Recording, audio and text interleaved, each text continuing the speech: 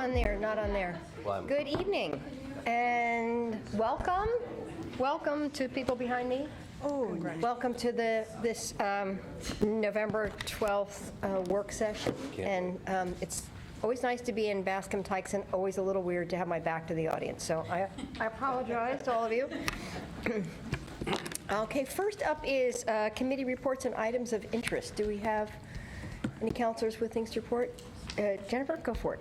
Okay, so I have a report from Metropolitan Wastewater Management Commission. We had a interesting presentation by staff from both Eugene and Springfield on our capacity management operations and maintenance, which is called CMOM. I know, it has a great name, right? So, but the staff from Eugene was Patrick Cox. He's a civil engineer, and he explained his job as making sure he stops a possible wastewater apocalypse, which I found very interesting. But anyways, I just wanted to share some facts. Yeah, some facts that I learned from Patrick that I did not know before, and I thought other counselors would find interesting. We currently have 692 miles of pipe for our wastewater system in Eugene. 200 miles of that are over 50 years old. And currently we are repairing and rehabbing 2 miles a year at about $1.5 million cost. So obviously if you do the math on that, it's going to be a very long time before those 200 miles are properly or rehabbed. He shared that if we did want to fix all of those in the next 20 years, it would be just simple math. It would take us 10 to 12 miles per year fixing at about a cost of around $6 million a year. There is some bright side. We have some very interesting and sophisticated monitoring systems in our wastewater pipes, which helps his staff determine which ones they really need to focus on each year, and that's how he's able to pinpoint which 2 miles they do every year, and then also monitor what happens after they go in to see what kind of improvement level they're getting. And they found that this last section that they did, they found that the inflow and infiltration, so that's water we don't want into the system that's getting into the system, went down 74% after doing that. And that's really important because if we can keep that water out of the system, we don't have to upgrade our plant, which would obviously be very expensive. And so I just thought you guys would be interested in the current state of our system and some of the math behind it. So. Great. Thank you. I'm just realizing how many people we're missing. So we're waiting for Alan, and is Greg calling in? We don't know. Okay. Okay, well, we'll carry on. Mike, you're next. Yeah, if I could, we don't typically do it this way, but I'm very interested in what you just said, and I was wondering if we could have like a little discussion, or I could ask you about that. Sure, I will try to answer. You just said, what percentage or number of miles is over 50 years old? 200 miles. And of those, how many have been updated? So that's 200 miles that we haven't updated yet. At what? How many per year? Right now we're doing 2 miles per year. And we have 200. And that's where we're building all the density. No. So there's 200 miles that are 50 years old or older, right? That are on the we need to fix these, right? And we're doing 2 miles of those a year. That does not include new pipes, because new pipes would essentially be good and we wouldn't need to fix them, right? But I'm saying, I would estimate if they're over 50 years old, that these are in the older parts of town and in South Eugene, where a lot of the infill and density is going to be happening, where the worst sewer pipes are. They're in the areas that were built in the 50s and 70s, so there were kind of 2 booms, and that's kind of, so yeah. I mean, there is a map that I can get them to send you. I would really like to have more details on this. Thank you very much. Yes. Any other reports or updates? Betty. Thank you. Okay, we've had a lot of requests to put star voting on the ballot, and I think we should do it. The people who were collecting signatures actually had too many signatures, but some of them were disqualified. And I know from experience that sometimes they disqualify signatures that are valid. But anyway, I think it would be good if we did that for them. Next thing I had on my list was bus routes. They're talking about canceling 2 important routes in South Eugene, where we're going to get more density and more It's ridiculous that many people are very concerned about the possibility of losing bus transportation altogether. Routes 28, and I don't remember I don't write it down, 34, I think so. But two routes in South Eugene are on the list. And I think that it would be good, I know that we don't have any control over that, but it would be good if, as a council, we would make a statement, or write a letter to the LTD to ask them to reconsider. Right, well, and we are having a council work session on transit tomorrow, so you will have an opportunity yourself to weigh in on that. Okay, but I think we should, as a council, should object to getting rid of bus service for a whole section of the city. And leaf blower is a big thing again. I know that even the city is using leaf blowers. And it seems to me we could maybe employ some people with rakes, which are cheaper than leaf blowers and less polluting, not polluting at all. The Airbnb question is heating up, as everybody must know by now. The people who want to keep their Airbnbs and are afraid we're banning them, which we have not talked about totally banning Airbnbs, but there's some misinformation around. And then there are people who are really harassed by or feel their neighborhoods are really being damaged by Airbnbs where there is no owner occupancy, just rented out as Airbnbs. And it's like a hotel in their neighborhood. And I know we're going to discuss this next month, I think. But I think it's urgent that we make some kind of decision, I think. Thank you. Okay. Thank you. Anybody else? I have two quick ones. One is the Homes for Good is doing the groundbreaking this Thursday on the 51 units at MLK, and those units are part of our sort of critical continuum to get those frequent users of our whole homeless system out of that churn and into permanent supportive housing connected with services. So it's a really big step. It's part of our commitment on the TAC recommendations. The 51 units out of the 350 we said we would build. So exciting! I'm going to go. I encourage any of the others of you to go because it's actually a big moment for us and it's a huge community collaboration. And the other thing, yeah. No, go ahead and finish. If you want to talk about that one, I'll just. Well, no, I was going to explain why I'm not going to be there. Okay, all right.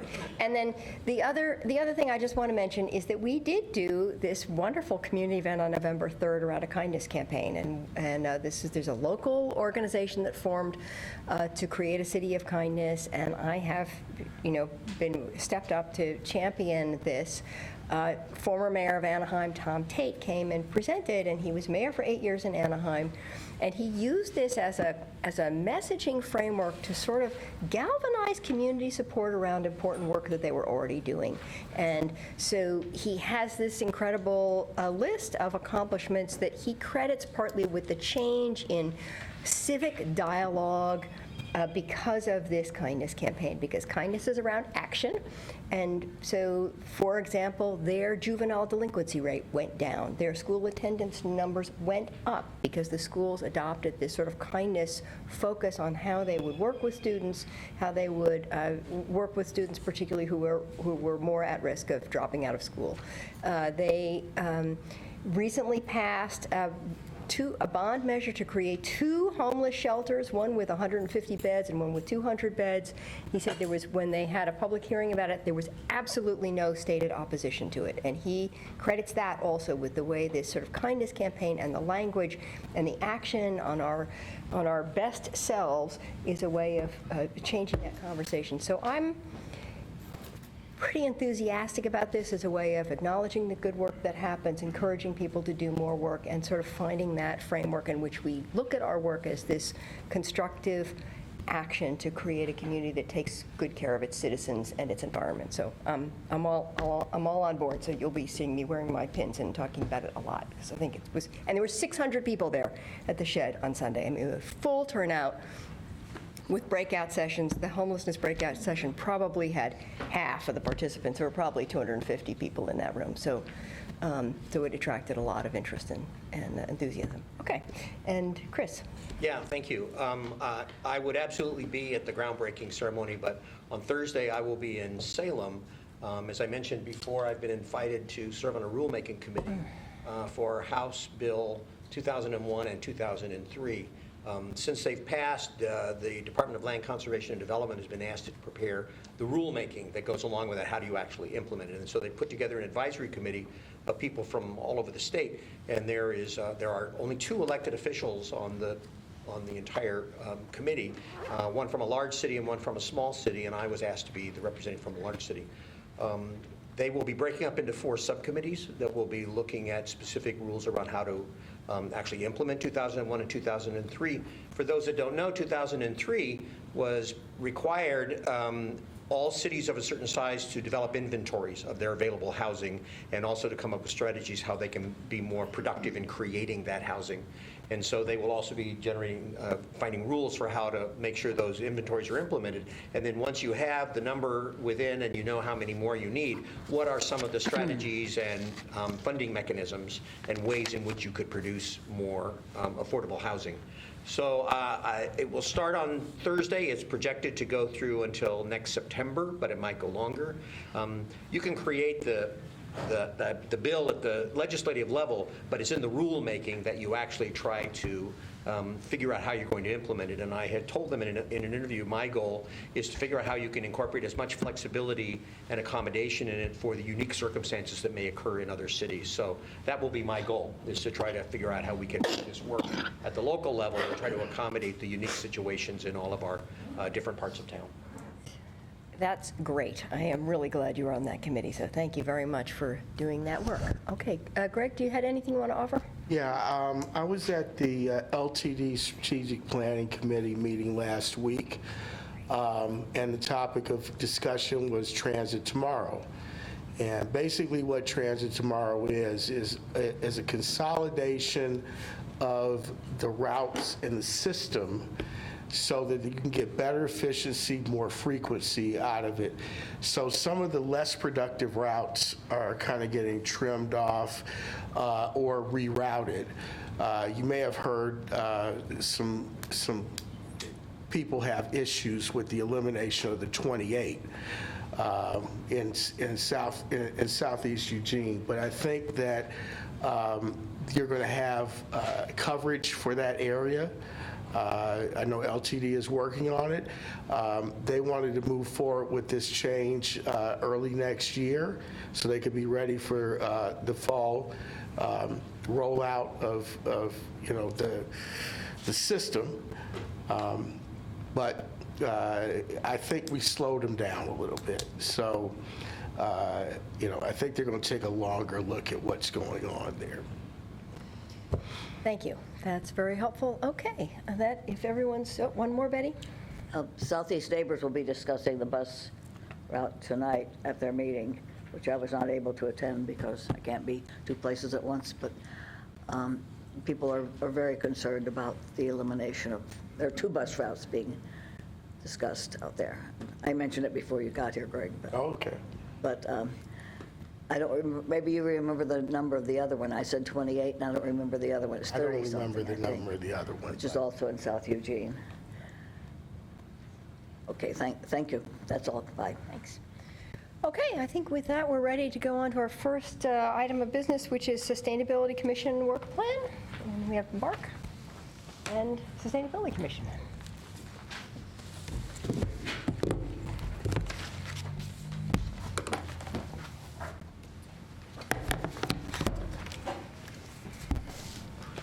Good evening, Mayor and City Council. My name is Mark Nystrom, and I work on the Sustainability team, and I help staff the Sustainability Commission. With me tonight is Vice Chair Zach Mulholland and one of our new members, Louisa DeHeer. We traditionally have our chair speak, but she's currently demonstrating her leadership by exploring a Sustainable Development Fellowship in China, which is really exciting. Tonight, Zach and Louisa are going to discuss the Sustainability Commission's accomplishments from last year and present this year's work plan. Before they start, I wanted to highlight one of the things that the Sustainability Commissioners do, and that is send liaisons to other boards and commissions. Their aim is to share information and better coordinate between topics. For example, Luisa's our liaison to the Active Transportation Committee, and Zach is liaison to the Budget Committee. These relationships really help the commission perform their work more efficiently and make better decisions. So now I'm going to turn it over to Zach. Great. Thank you. Hello, Mayor and Council. Thank you for having us here tonight. Happy to talk to you a little bit about last year's work, and then Luis will talk a little bit about this year's work plan. So this last year, we focused on a number of activities. I would say the two big ones are on climate and waste. So we sent you a number of letters last year and this year supporting your work on waste reduction with single-use plastics. So we really appreciate the work that you've done previously and look forward to the passing of the styrofoam ban and applaud you for that work. And so and then on climate, we sent 2 letters on natural gas use, looking at things that could be included in the franchise agreement, as well as just in terms of process, trying to make sure that we're looking at different costs associated with the various options that are being put forward. We tried to work on the transportation system plan and working with city staff to try and figure out how to prioritize investments that are going to help impact our climate goals. And that work is ongoing. So we're going to have some more meetings with staff to work on that, as well as hopefully looking at EV stuff in the future. And we continue to try and track and hope that council will act on the home energy score policy, as well as the EV ready buildings policy that we brought to council last year, or actually probably 2 years ago now. So so that's pretty much what we've been working on this last year. And then we've been working to try and work with all of you and build relationships with you. And so I think I've met with most of you over the last year on one or more of these issues, and just look forward to continuing to hopefully build the relationship and hope that our what we're giving you is useful and helping you make better decisions. Okay. Good evening, councilors and mayor. Thanks for having us tonight. My name is Louisa DeHere. I'm new to the commission as this year. I was appointed this summer by Councilor Surratt, and so I'm kind of coming tonight from that perspective. Since this is a 4-year term commission, it's interesting to see the newer folks bringing in a different lens, but also kind of new thoughts, I guess, to a commission. So this year's work plan focuses quite a bit on the social equity component of sustainability and how our community works together to educate and advocate for sustainability.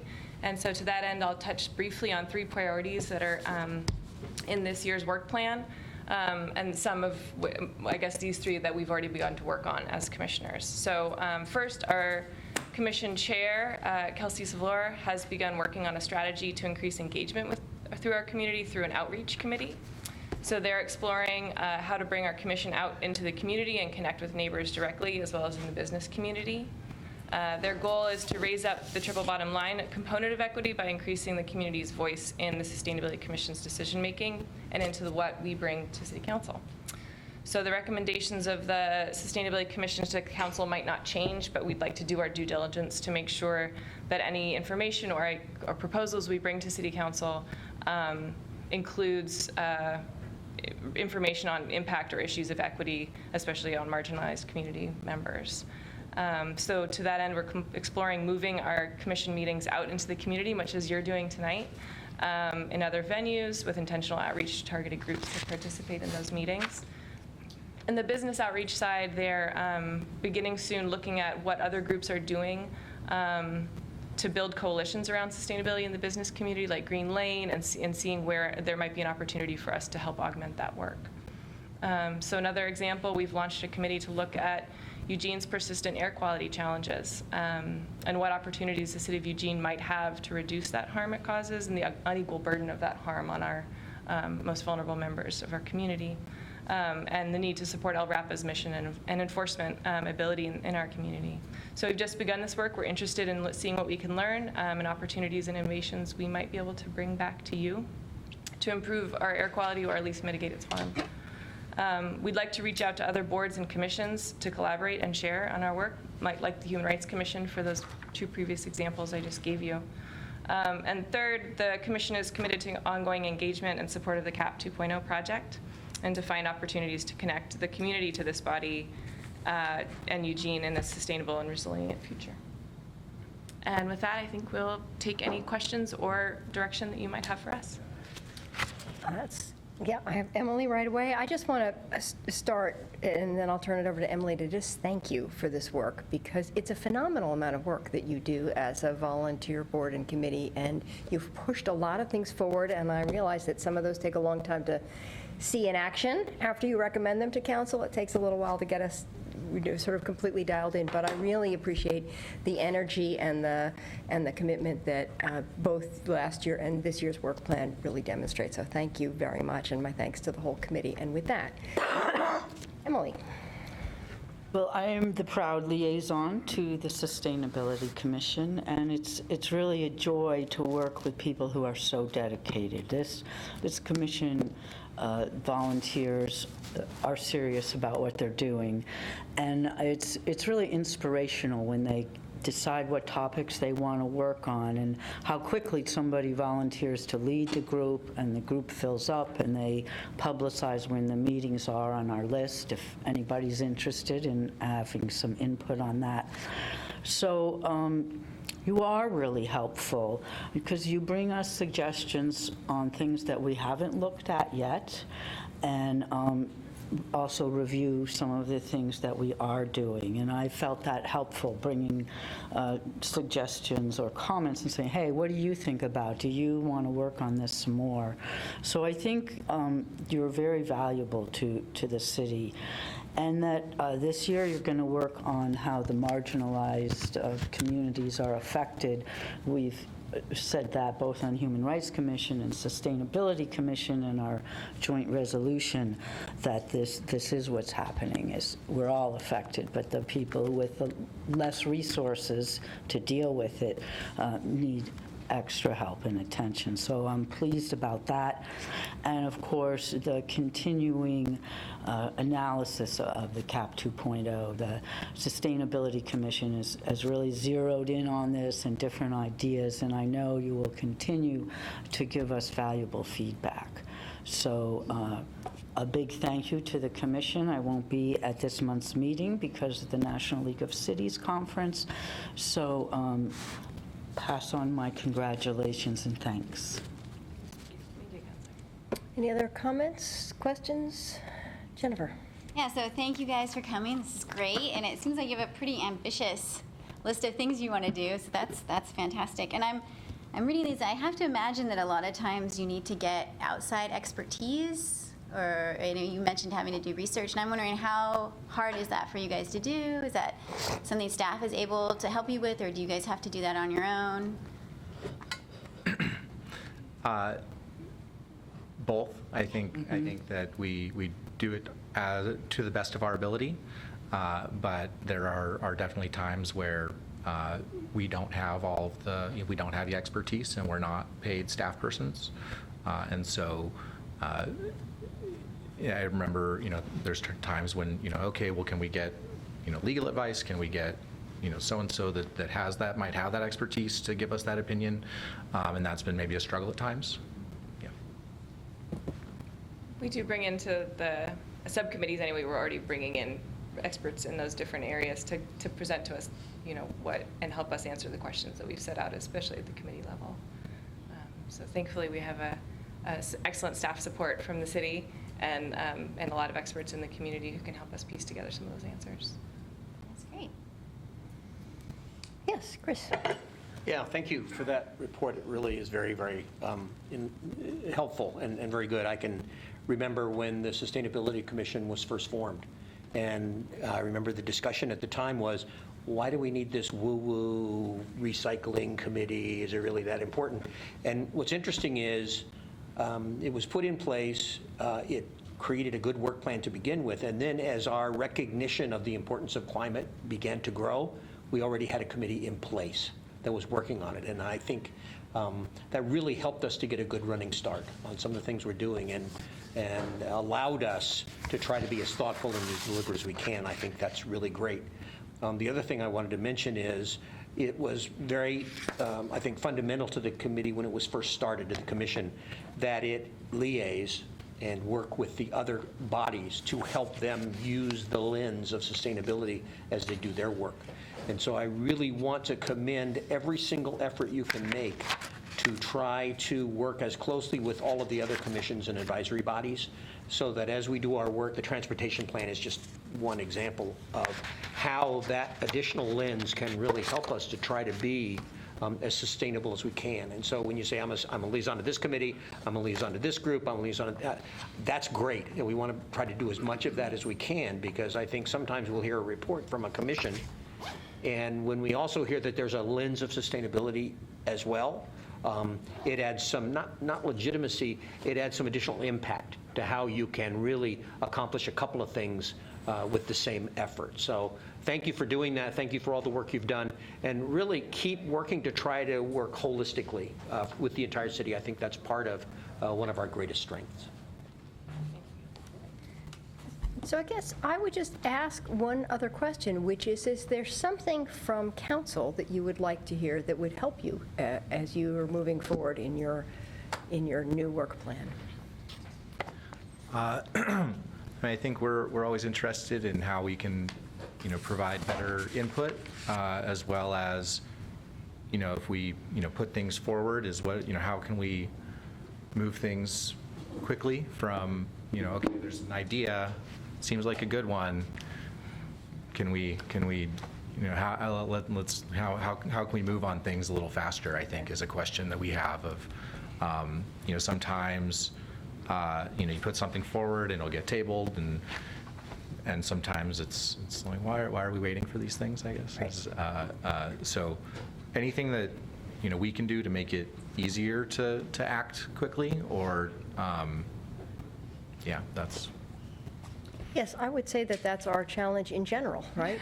Lots of work to do and not really quite enough meeting time, and so things get punted out farther and farther, and it can be frustrating for an advisory body to say, when are you going to actually consider that? So I think that's a good contact point for the liaison also, as we, look at council agendas and think about that. So yeah, thank you for saying that, and sorry to keep you waiting so long on some of these. Okay, any other comments? Okay, thank you very much.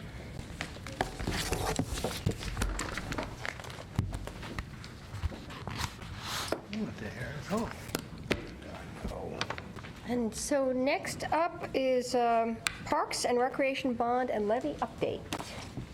Craig.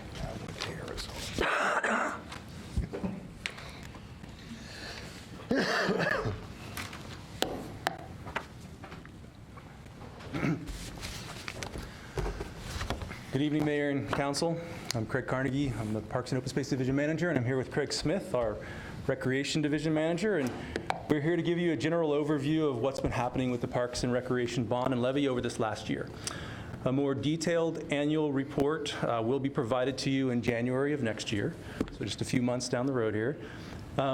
Prior to the passage of the bond and levy, Council heard a lot about the challenges that Parks and Recreation facilities were facing. Challenges like how we were able to acquire property but didn't have the resources to maintain new parks, so we weren't building new ones. How many of our existing parks and recreation facilities were in poor condition, requiring ever-increasing maintenance. Combined with several years of budget cuts, the result was resources stretched thinner and thinner to maintain existing parks and facilities. And at the same time, while all of this was happening, many of our parks experienced a significant increase in illicit activities. So we started a community-wide conversation about the needs of parks and recreation facilities, which went on for several years and resulted in the 2017 Council-adopted Parks and Recreation System Plan, a 30-year community-endorsed vision to build new parks and recreation facilities and restore old ones. Soon after adoption of this plan, a joint council citizen-led committee researched funding options to close the budget gap for maintaining parks and recreation facilities, as well as address the increase in illicit activities in our parks. A top consideration that came out of this committee was a parks utility fee similar to the existing stormwater fee. Unfortunately, no stable funding for park operations and maintenance was secured through that process, but we hope to continue to seek a funding mechanism in the near future. However, am I? Oh, yeah. The whole table. Thanks. Yeah, that's great. However, in 2018, council did refer a $39 million capital bond and 5-year, $3.1 million annual operating levy to the May 2018 ballot. Both measures were overwhelmingly passed by the voters, so thank you, voters and council. Today, with these resources in place, we're starting to build new parks, refurbish older parks and recreation facilities, restore much of the maintenance services that were lost, improve public safety in parks, and address illicit activities. First and foremost, though, was to start all this work. In order to start all this work, we established accountability and transparency. A citizen advisory board was formed to ensure accountability in the use of bond and levy funds. The citizen advisory board meets quarterly and is responsible for reviewing the work of the bond and levy to ensure it meets the intent of the ballot measures. The board then forwards an annual report to the city manager and the city council, and the first report will be provided to council in January. All annual reports will be made available to the public. This advisory board the current advisory board is made up of 7 residents who serve 2-year terms. Their names are Jill Featherston-Haw, Raina Jackson, Dr. Rick Kincaid, Richard Mayer, Molly Rogers, Scott Sanders, and Whitney Wagner. An independent audit is also currently being performed on the use of the bond funds, and a report on that should be available to the council and the public in January as well. So on the levy work, a motto used by our staff in park operations is that our parks will be safe, clean, and green.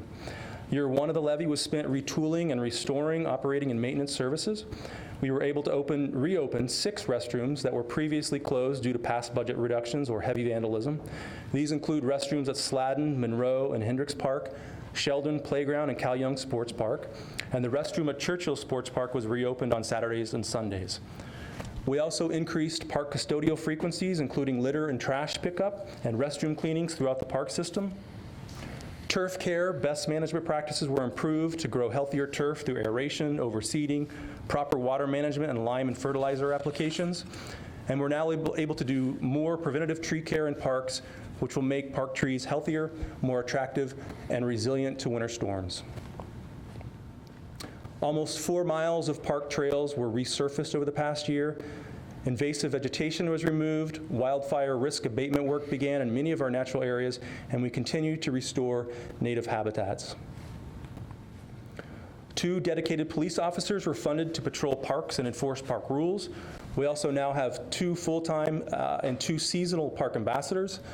This team welcomes people to our parks and reminds them of our park rules. In addition, a new illicit activity response team was created with a focus on the cleanup of illegal camps and dumping and providing graffiti abatement throughout the park system. As a result, we've seen a reduction in vandalism, graffiti, general crime in parks such as chop shops and drug dealing, as well as a total reduction in entrenched long-term illegal encampments. Reductions of this type of camp has allowed many of our natural areas' vegetations to begin to recover and safeguarded water quality as well. And the public has recognized this difference being made from all of our levy efforts. We are regularly hearing from residents and visitors about how much better the parks are looking and how they're feeling safer. And this slide just gives you kind of a recap of some of the numbers. 55% increase in custodial services, 22% increase in available restrooms, the 4 miles of newly resurfaced trails, and a 40% increase in trailhead custodial services, and of course our park safety program, and then the illicit activity cleanup team, which posted and cleaned up over 1,000 camps just since January this year alone.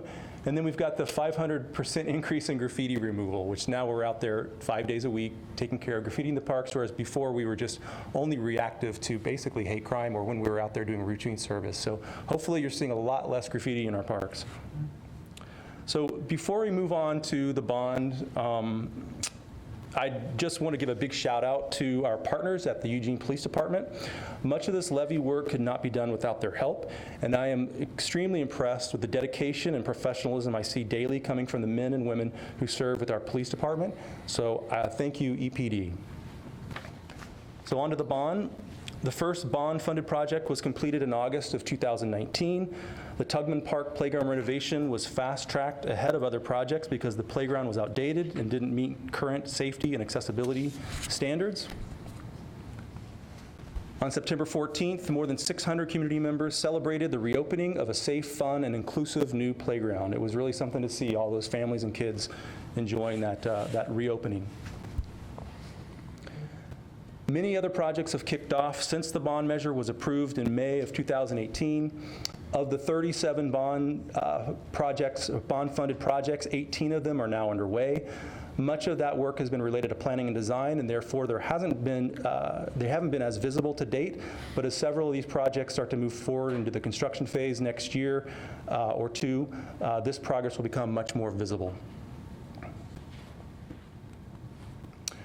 Projects currently underway or soon to start include Stryker Field Park, the Downtown Riverfront Park, Campbell Community Center, and Echo Hollow Pool, which Craig Smith will speak of a little bit more here shortly, Berkeley Park, Amazon Creek restoration, Amazon Running Trail renovation, several path lighting projects, and the completion of the Delta Ponds Loop Trail, which we recently received a $350,000 grant to help us build the bridge and complete that loop out there at Delta Ponds. And we're also partnering with the Eugene Parks Foundation to create a model for working better together to begin raising more donations for our parks and recreation facilities. We hired a limited duration resource development coordinator to help with this work and are utilizing a consultant to help EPF with their administration, and we have great hopes for where that work is going to take us into the future. And with that, I will pass it on to Craig Smith, our Recreation Director, to talk a little bit more about rec facilities. Great, thanks, Craig. Let me just start by saying it's really exciting to be here to talk about these projects. And thank you all for the support you've given Parks and Recreation over. It's been a long process, and I know we've had individual and group conversations for several years about these projects. It's just fun to be up here talking to you about them. So, Recreation specifically has 3 major facilities that are within the bond.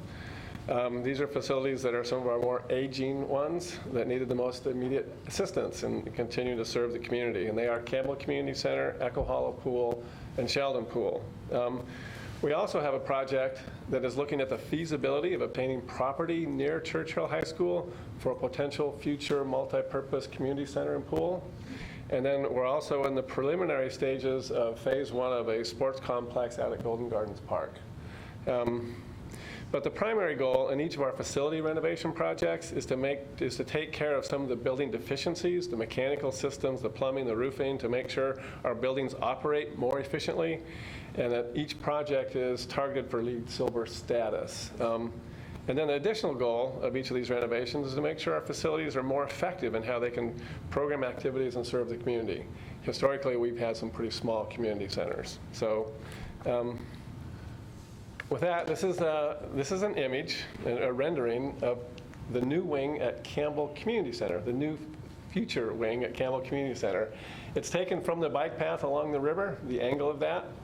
And so the project goals at Campbell are to connect the facility with the river and the park, create a welcoming and inclusive and accessible environment, create a place for socialization and connection, provide spaces that are going to increase the health, fitness, and wellness of the patrons, and to create an environment for staff that is effective and efficient to work in. So you'll also notice in this rendering that we have a couple hot air balloons out there. I think recreation will be, it'll be tough for recreation to offer rides in hot air balloons in the future, but because it's included in that rendering, we're thinking about it.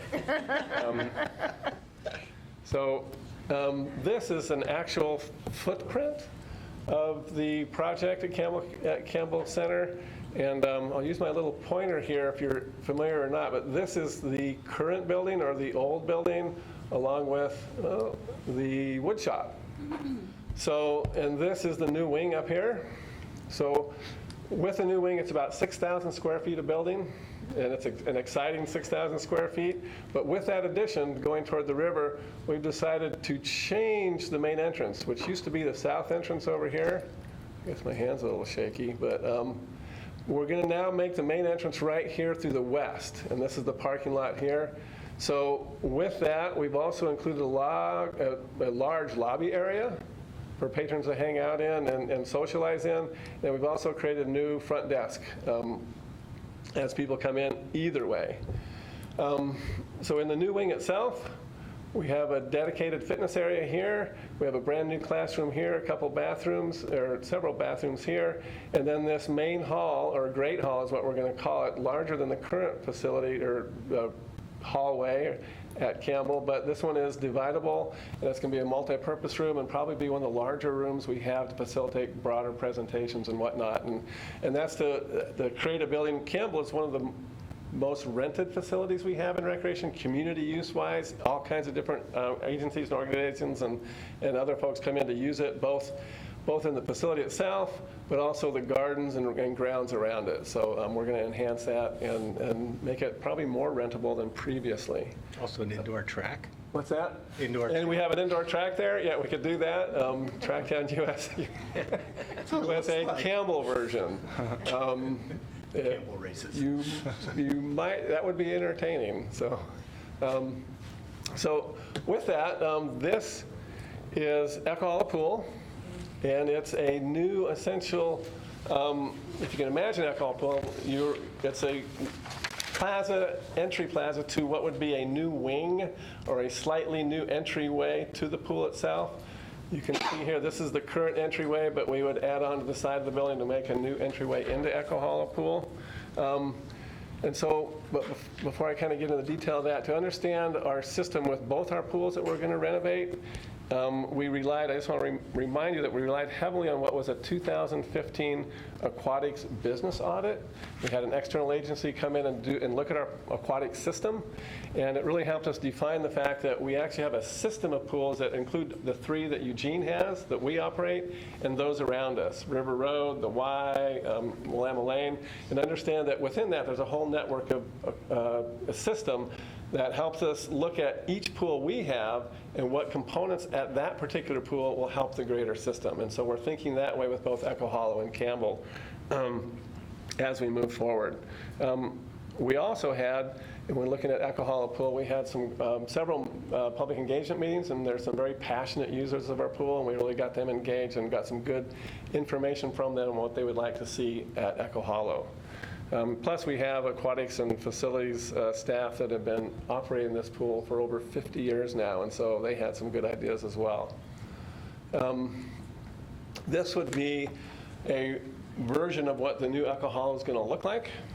And if you're familiar with it, you know that it's actually a very unique pool in the fact that it's one of the very few ones that has an indoor and an outdoor facility component to it. And there's usually a really big door right here that can close this off. And the pool, the tanks that are in there now are kind of connected, but they're divided by a bulkhead that's been frozen for the last decade. Kind of, it's stuck in there. And so, but even though it's stuck, we still have to heat both the indoor and outdoor pool with the same system, so it's inefficient, massively inefficient. So it's unique, and we want to keep that concept of an indoor pool plus outdoor pool. But what we heard from the community is that we need a broader space for a lot of the competitive swimming that we have in our community.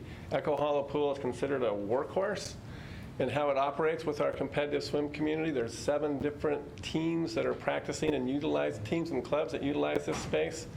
And so with this design, it's the most multi-purpose design we can have. It's a 25-meter one way and a 25-yard the other way. It really helps serve the competitive needs, but it also provides multi-purpose for swimming lessons, lap swimmers, and fitness in there. It's similar to the Amazon pool, only smaller, but that's a key component moving forward. We also have this addition here, a brand new addition. This would be the recreation swim component, and the size of that is similar to, it's just about the exact size of what currently exists at Amazon right now, so that'll be nice. The indoor pool, we won't have much change to, even though we'll rip out the bulkhead and put a new walkway here and change that into the pool. We also need, because of standards for dive starts, we also need to deepen part of the deep end of this pool to meet the current standards that exist with safe racing these days, but mostly that'll stay the same. And then you can't quite see it, but this was the entry plazaway that we bumped out. That'll include staff offices. We moved staff offices out of the current entryway and put them over here, which means that Echo Hollow Pool will have an increased locker room size, and it's tight and cramped right now, but it'll open it up wide and have much more space for people to move around and change, and be a really nice locker rooms for 2 different locker rooms. So with that, we also have to build a new mechanical room and add that on, because the goal of this is to be more efficient in how we operate this pool, and we're going to have systems that heat each tank individually, so we can control that. This one will be a summer only, but this will stay open in the winter and meet the needs of essentially the high school swim competition is kind of now through February in the winter. So it'll meet those needs during that time period. So Echo Hollow is scheduled, let's see, Echo Hollow Pool is scheduled right now. We just had the first bid for it. As far as we're opening the bid up today, and folks have until December 10th to put in their bids for this. And so with that, we're hoping to begin construction in February, right after the high school swim season ends. And we're hoping that the construction of it will take 1 year, and we'll open it up in March of 2021. So during that time, of the construction of Echo, we'll be working at Sheldon, and we're doing a design for it and look at what needs to be done there. We'll have community engagement meetings starting this winter in January. And then when Echo opens in 2021, we'll close Sheldon and begin construction on it. So we have time to still meet the needs of the community. And then also, because we have Amazon, we will, when Echo closes under construction, we'll open Amazon up this winter. And from February through March, we usually open it May, but February, March, April, we'll include 3 months where we'll open Amazon to meet the needs of the community at that pool when Echo's closed. So with that, and finally, as Craig mentioned, we're really happy about our 2018 Parks and Recreation Systems Plan. We're super excited that we also are in the middle of this bond and levy work that is so exciting to what we're doing. But we're also happy to announce that for the very first time in the history of our Parks and Recreation system, we are now nationally accredited. We just received that in September at the National NRPA meeting, National Parks and Recreation Association meeting. So after a 2-year process, we met the criteria established by the Commission for Accreditation of Parks and Recreation Agencies, CAPRA, which means that we met the 151 rigorous standards that are related to management, administration of lands, facilities, resources, programs, and services, and that essentially we've met the highest professional standards that have been put before us. So with that, we'll end our part, and I guess open this up to questions. Just one more thing real quick. We do have a draft of the annual report that we're reviewing with the advisory board. And again, this will be provided to you in January. It's got all sorts of lots of great details, and we have a tentative date to come back to you in February if you'd like for us to answer any further detailed questions that you might have that related to this report and or the audit. So. Great. Thank you. I have Greg already in the queue. Go for it, Greg. So with, renovating Echo Hollow Pool, and what you said was that once it's closed, that, swimmers and swim teams will migrate over to Amazon. Are you using other pool facilities in the area to accommodate those swim teams? Because I've heard a lot from those folks that are saying, you can't shut this down. I say, well, if we don't, it will shut itself down. There you go. No, that's it. Yeah, the bulkhead's been scary out there. And so, no, we have good communication actually with the swim teams. And actually they have the Amazon tank open for competitive swimming is twice the size of what they currently have. So we will definitely meet their needs during the competitive swim season and then even throughout the year. So what might be displaced, we'll have to pick up extra swim lessons, probably at Sheldon Pool, because it's indoors and it's tough to do swim lessons outdoors at Amazon Pool until it's hot in the summer. And we'll also have Deepwater Fitness probably extended over into Sheldon Pool as well while Echo's closed. But the competitive swimmers, I think, are going to be happy that Amazon's open during the time they usually might be at Echo. So whether, is it independent people that are talking to you or some? Some of the swim club folks, and, I was also wondering about usage of the River Road pool as kind of an overflow. We checked with them and we checked with all pools about potential overflow for program and let them know when we're closing. So they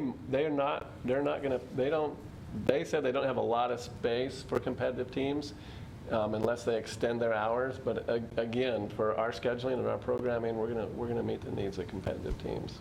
That's why we're open on Amazon during that time. So. Okay, Chris? Thank you.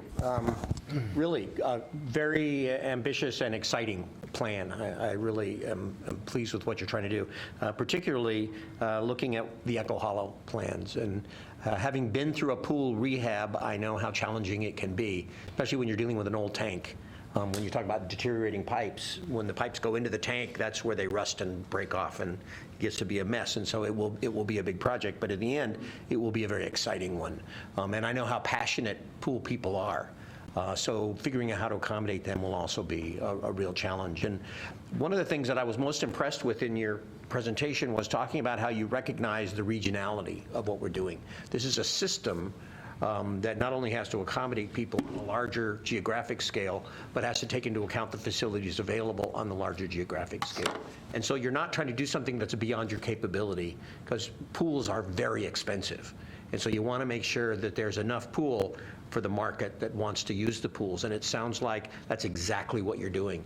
And by incorporating a number of different facilities within the same pool structure at Echo Hollow, for example, that's really a great economy of scale. And I think the scale for this is really good. So yeah, you're going to have some passionate people who are going to be unhappy about having to move temporarily, and it'll be logistically challenging, but it will all work out in the end. And I think what you'll wind up with is the whole will be much greater than the sum of the parts. And I think that's part of that scaling that really represents some good thinking. And that's what I'm most impressed with, is this reflects some really thoughtful approaches to how to best use the bond money to get the greatest benefit. So yeah, that's great. Thanks a lot. Jennifer? Yeah, thanks. I wanted to take the time to compliment staff. I've been involved in the Stryker Field planning, and it has not been as easy as you might think a park plan might be. But I really appreciate their patience and their willingness to really work on all the little issues that have come up, and to really try to engage folks and do it in a really meaningful way and really listen. I've been very impressed, and obviously not everyone's going to be happy with the final plan. I'm not probably going to get my tennis courts, but I think the work has really brought people together to find what's best. Not maybe everyone's going to get exactly what they want, but a good compromise for the overall community, and also thinking about our parks as a system, not just this one little park independently, but like kind of looking at what else is available in the area. And I've just been very impressed, so thanks for their hard work. Thank you, and thank you for all this work. I would say that the passing of the bond and the levy has been a win. This is really impressive, and I'm excited about Stryker Field and the sports center coming on. So these are great things. I'm going to bring it back down to a little local issue. Monroe Park is in my ward. It's an important downtown park that attracts a large variety of people. And it's also a neighborhood park, so there's always concerns for safety and noise for the residents. And it hasn't had any upgrades for playground equipment. We lost the carousel, we lost the seesaw. I hear that the swings are a little tentative right now. We don't have the wading pool anymore. And the lights are so old that people are unhappy. But I know Monroe Park isn't on the list of things that were for the bond, although we're really happy that one of the bathrooms is open. That's very, very good. Thank you. So what happens for a project like that isn't on the list, and this is, a very extensive list? Do we get at the end of the line? Do we have to get, grants and community funding? What's the strategy? No, I think that it's something that we do make some upgrades when we can, and, you know, with other means. We do have some other capital resources, so it's not dropped off the list entirely. We've worked out there on the restrooms lately, we worked out there on the lights. It's definitely on our list. Exactly the date when that might happen, I can't give you that right now, but we do have some other means, and we can certainly take a look at that. And you know, we're aware of the challenges at Monroe, both in terms of the infrastructure as well as some of the activity that goes on there. And we spend quite a bit of time there, and are definitely aware of the need to improve some of the things like the playground. So we do have other means besides just the bond. That was a fantastic answer. I really liked it. And I'm glad I don't have to wait till the very end of that list. So good work. And I've just gotten emails from Monroe Park neighbors. So see, I did bring it up. Great. Betty? Thank you.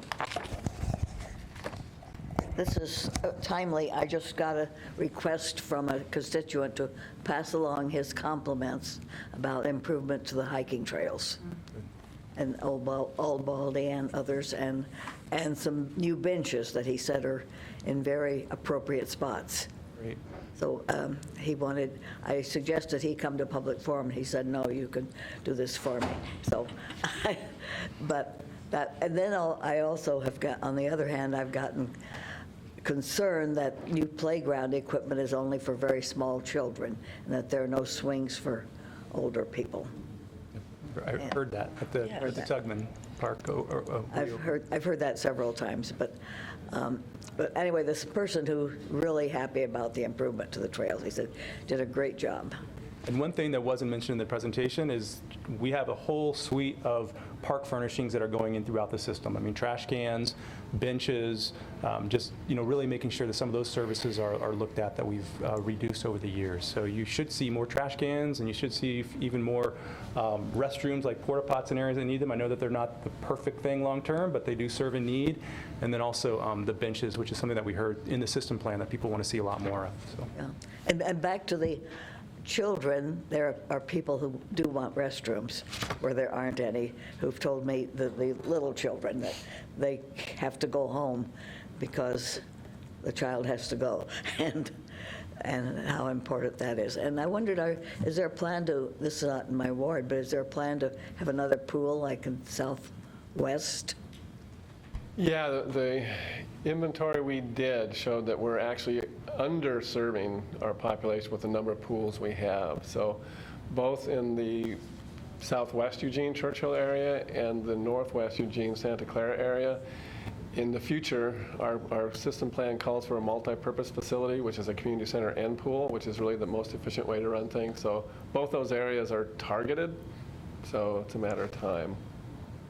And one more, a lot of people, and I'm sure you've heard this, want Amazon pool open, heated, or an indoor, a cover on it or something. Is there any plan for anything like that? We did a triple bottom line study on that over a year ago, or actually a year and a half ago, and researched different organizations that put covers over their pools, and they're not very efficient, actually. They're really expensive to maintain and do, because the covers they put over them are very costly, both to put on and take off. And then the heat, actually, once you do that, you got to kind of heat the space in there. And so our triple bottom line study said, no, we're better off keeping Amazon as is and changing the other pools to fit more of our greater need, and also look at our system, because we still know there's a YMCA going in South Eugene somewhere, and they'll have an indoor pool there. So we heard that from especially the competitive swimmers. It's amazing how many swimmers love to swim even outside during the winter. They love the outdoor pool. So no, we're not looking to put a temporary cover or a seasonal cover over Amazon. It's actually a beautiful facility as is. And what about expanding community centers other than Campbell? They'd be on our list. We know we have Sheldon Community Centers, 1967. We have the River House. We have Peterson Barn. We squeeze these three into this bond, but we think in the near future it'd be Amazon could stand. And Amazon Community Center, of course. And then the one in Washington, the one in Washington Park. No, it's not Washington. Our very first community center, Washington Park. We program sometimes out of it. It's a rental, Right now, we don't have active day staff in there, but in the summer times we use that. But we don't have any major plans to upgrade it. And Westmoreland is no longer a community center. Westmoreland is still occupied by the Boys and Girls Club, and they use it extensively. That takes it away from being a community center. It's used as, it's serving kids in that neighborhood, in that area very well as far as a facility, but it's not a traditional community center, no, for all ages. Thank you. Sure. Hey, Alan. Yeah, well, having been a competitive swimmer most of my life and a swimmer for exercise, swimming is, you guys know, this is huge in Eugene, despite the weather, and they're very vocal. And we only have 3 pools, and so that's just not sufficient. And too bad we didn't add another pool, but getting the 2 of them renovated is great. I was kind of disappointed we didn't put a shelter over Amazon so that it can become a 4-season pool, but maybe in a different day. Other cities have done that. But I did want to thank you for the way that you're staggering this and working on Echo Hollow and then Sheldon, and staggering it that way allows for the maximum use of the pools while we're renovating these pools, which is desperately needed. So that's great. Yeah, some people will be a little bit out of shape while we're doing it, but once we get through this period of time, it'll be so much better. I wondered if you could speak to the public safety effectiveness, the stuff that we've added, the 2 police officers and the 2 park ambassadors, and then the 2 seasonal park ambassadors, which I suppose is just in the summer.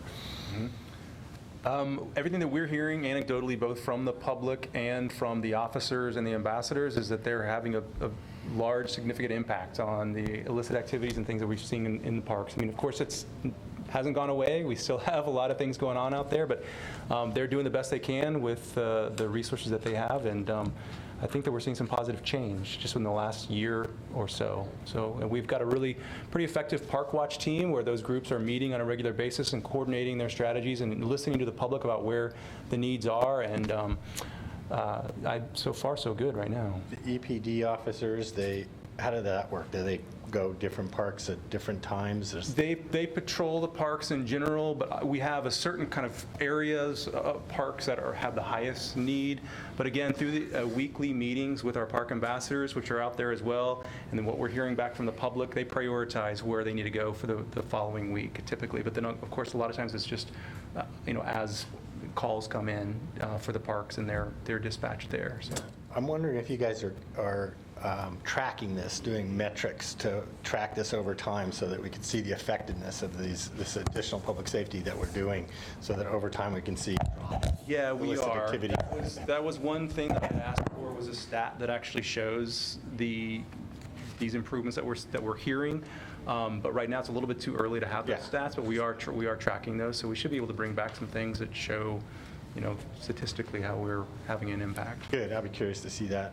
And other things that doing in the parks, like at Washburn Park in my neighborhood, cutting back the brush and making it more visible to see through the park really has made a big difference in being able to see and not have these places where people can kind of go in and hide. I'm really excited about the Campbell Center. That sounds like a great addition. I love the indoor track. And Stryker Field's been a long time coming, so that'll be great to see. And can you go to slide 10, which is the map? You go back. One of the things about this slide is really, I think, important, which is that one. Too many times. This one? Yeah, so all those numbers represent a project, right? That were bond projects. And one of the things that's really important about this map is that it's spread all over the city. So every portion of the city gets something out of this bond, which is, I think, why it passed. It's the same theory we used when we did the street bond, which is have a little bit in every place and make sure you have it very specific, and then fund these things, and then so promises kept, promises made, and then promises kept, and then going back with the Citizen Advisory Committee to make sure that it's getting done, and doing an audit and all these different things to make sure that everything that we said we're going to do, we're going to do. So this is, I think, think, a really important map in that it shows how diverse the benefits are across the city. And there's not a portion of the city that doesn't have something going on in it that's pretty significant. Okay. Mike? Thank you, Mayor. I know this is going to sound tangential to some of your report, and thank you for that very much, but I just had a question about this. How much of the river that flows through our community is bordered by park land? A lot. A lot. I would think you're right, too. Is it most of it, all of it, half of it, some of it? At least half of it. I would think so, too. I would. I ran into, and I'm going to mess up her title, I know I will, the Director of State Lands, maybe, at the grocery store the other day. And she was telling me about their new rulemaking with regard to illegal camping along the river. Here's my question. Are we participating with them on the enforcement process in our parks about illegal camping along the river? We are. We are actually one of the... Tell me about the coordination. Well, we actually brought this whole issue up. I mean, we've been trying to do the best we can with cleanups along the river corridors, obviously on the banks that we have property ownership of, but the islands have always been problematic. We've gone out there and done cleanups, but they're state jurisdictions, so that we've had difficulty getting the state to come down and enforce on those.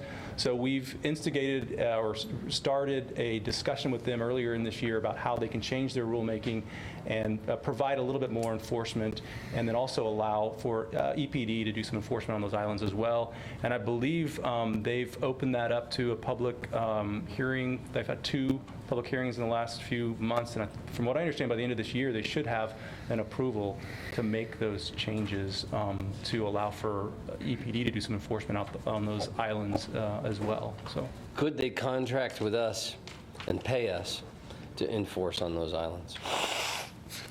I think that we're looking at different ways that we could do that, but I'm not sure about the payment to EPD. So for that. We're looking at ways that they could actually pay us to help clean those islands up. It occurs to me that we've got a ways to go in that area.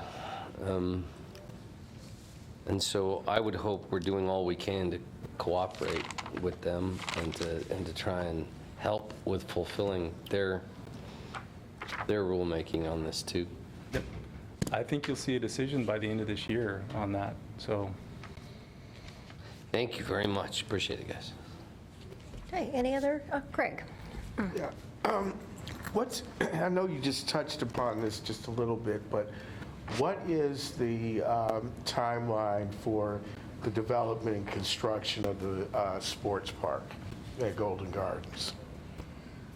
Well, it's currently listed as one of the bond projects, so it has within that 5-year time period. And we're just initially starting to look at the conceptual designs for that before getting involved in engaging the community and what that might look like as far as making a master plan for Golden Gardens and making sure the sports complex that we've researched that fits with this community, this region, fits in that space and how that might fit, along with the other pieces of the park development, the ponds, the natural areas, and the other amenities there. So it's hard to say exactly when that might happen, but we're just at the beginning steps of understanding that design process. The actual phase 1 we had hoped originally to include creating rectangle fields first, 4 rectangle fields, multi-purpose football, soccer fields before we move on. Yep. So we're just at the very early stages of it as far as design, and then getting some public engagement going on it. Anybody else with another comment? I just want to thank you for this report. I think it was incredibly informative and helpful and answered a lot of questions. I wanted to congratulate you on your accreditation, which seems like a pretty extraordinary achievement and a credit to the work that staff does and the quality of the programming and how you do this.